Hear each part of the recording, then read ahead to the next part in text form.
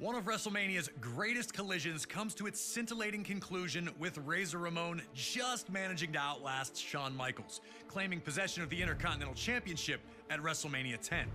The latter match would open the door for future classics, like the TLC and Money in the Bank matches as well, forever sealing its place in WrestleMania lore. Our next match is another legendary moment that will live forever, as we head to WrestleMania 13. Rosemont, Illinois would play host to the most important night on the sports entertainment calendar. And on this night, a match that is the literal definition of an all-time classic unfolded. Bret Hart had been the face of WWE's new generation for years, proudly defending the WWE Championship against all comers and defending WWE's honor against its most heinous villains. After losing the WWE Championship to Shawn Michaels in WrestleMania 12's Iron Man match, the Hitman took some time off to consider his future options. When he returned, roughly 6 months later, there were drastic changes to the landscape of WWE's universe. Top among those was the rise of Stone Cold Steve Austin. The man who started the year off as Ted DiBiase's ringmaster would find freedom in his true identity, dropping his manager and finding superstardom in the wake of his 1996 King of the Ring tournament victory. Austin 316 says I just whipped your ass. WWE was trying to find its attitude, but the seeds of change were being planted in the fans who had rallied around Austin. His no-nonsense attitude had made him the ultimate anti-hero. This acceptance of someone who flaunted his breaking of the rules didn't sit right with the Hitman. When Bret made his return, he immediately challenged Austin, who was more than ready to answer the call. The two battled at 1996's Survivor Series, where Hart won in a masterful performance of a feverish back-and-forth battle. The loss only made Austin angrier, creating a single focus for him: to ruin Bret Hart's career. He'd eliminate Hart from the 1997 Royal Rumble match after officials missed Hart first eliminate Austin. The night after Hart captured the WWE Championship at Final Four, Austin would interfere in Hart's first defense on Raw, ending the reign before it could even get started. WWE officials would pit the rivals against each other in a no disqualification submission match. The loser would be forced to admit they were defeated by the better combatant. To make sure that order would be maintained, a special referee was assigned: the world's most dangerous man and former MMA champion, Ken Shamrock. And while Hart had the edge in submission wrestling, Austin was no slouch in that department. And he also had one other thing going for him: his promise to the world that he would never in a million years give up. Once the match started, these two unleashed months of hatred on one another. We were lucky enough to talk to the Rattlesnake himself, Stone Cold Steve Austin, to get his thoughts on this classic encounter. A lot of people think that the WrestleMania 13 match between myself and Bret the Hitman Hart is one of the best of all time. Certainly one of the best in all of WrestleMania. To me, it's a very special match because everything happened so magically, and specifically WrestleMania 13 cemented the legacy of who and what Stone Cold Steve Austin was. From start to finish, we started it off, we brawled out, we came back into the ring, we brought various factors from around the ring into the ring to use against each other. Some of the stuff backfired on me. It was full of chills, thrills, and spills. I gotta call a spade a spade. I mean, it is my favorite all-time match, and I've been to some classics. Always an honor to get to pick the brain of one of WWE's top-level legends. Thank you again to Stone Cold for talking with us about WrestleMania 13. Now it's on you to try and find a way to take out WWE's toughest SOB. Remember, there are no disqualifications, so use whatever you can, and maybe you'll find a way to get him to surrender. I just wouldn't recommend messing with the referee. Shamrock's ankle lock is nasty.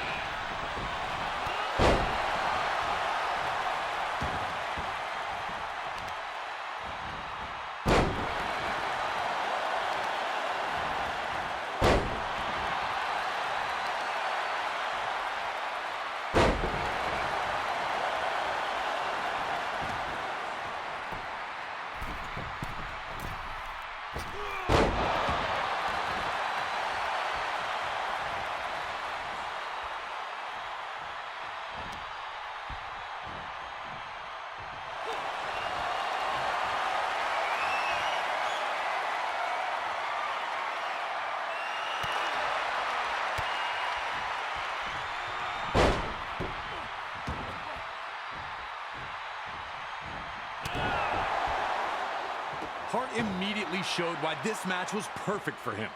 Instead of just punching Austin's face, he'd attack Austin's legs instead. Bret wanted to make sure that his search for revenge also ended with him victorious. Hurting Austin in a losing effort was worthless to him. Hart knew every single attack would be used to set up his vaunted sharpshooter, so he started the work early. The Hitman would also find ways to mix his technical style into a more vicious approach, like when he locked Austin in a figure-4 leg lock around the ring post. Normally, a hold that would be subjected to a referee's 5 count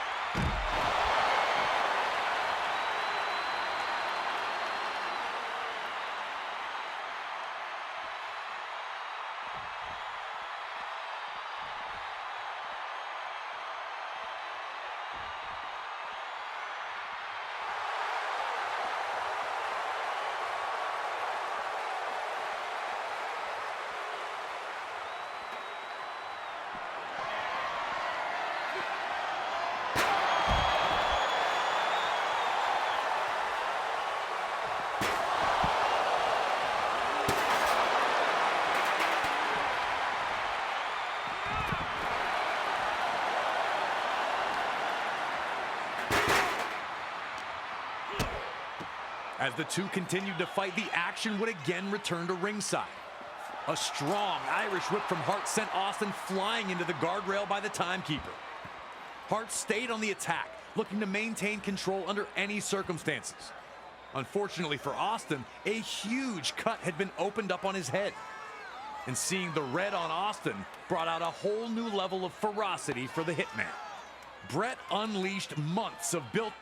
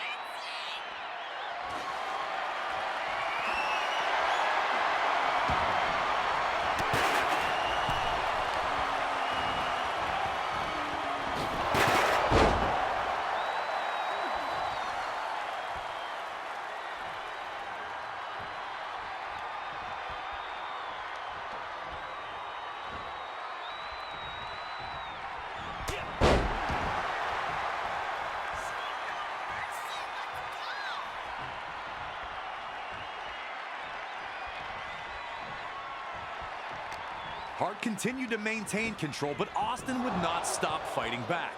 Desperate, Austin found an opening, tossing Hart to the apron. Austin would then reveal the lengths he was willing to go to, grabbing an extension cord at ringside. I still can't believe that Ken Shamrock checked to see if Hart gave up instead of trying to break him free.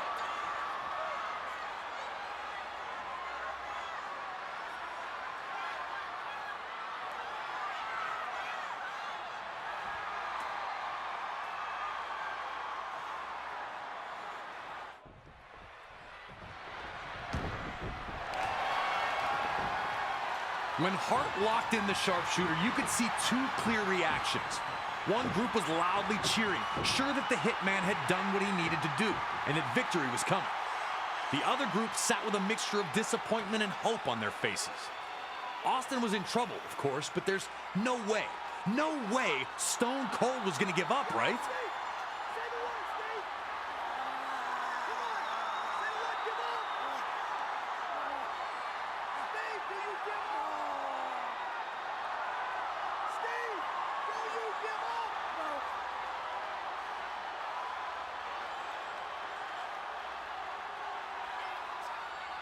Bret continued to pull back, remembering all the things Austin had said. Remembering his unfair ouster at the Royal Rumble. Remembering Austin costing him the WWE Championship. And